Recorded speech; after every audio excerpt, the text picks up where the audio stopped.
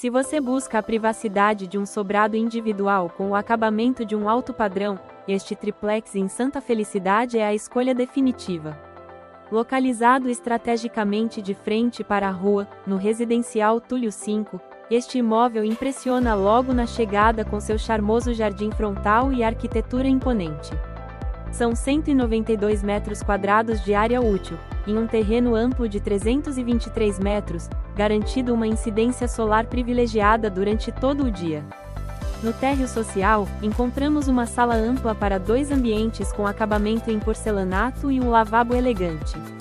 A cozinha é totalmente azulejada, conectando-se a um espaço gourmet com churrasqueira a carvão e lavanderia fechada com teto de vidro, uma solução inteligente que traz luminosidade e conforto térmico para seus momentos de lazer.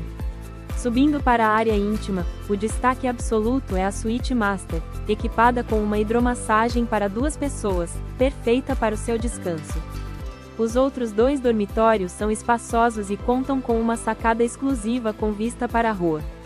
No terceiro pavimento, o ático se revela um refúgio completo, com lareira, sacada e banheiro privativo. É o espaço ideal para um home office de alto nível ou uma sala de cinema particular. Com escadas em granito, aquecimento a gás e 2 vagas de garagem, este sobrado une a liberdade de uma casa individual com a sofisticação que sua família merece. Venha conhecer este imóvel único em Santa Felicidade. Agende sua visita.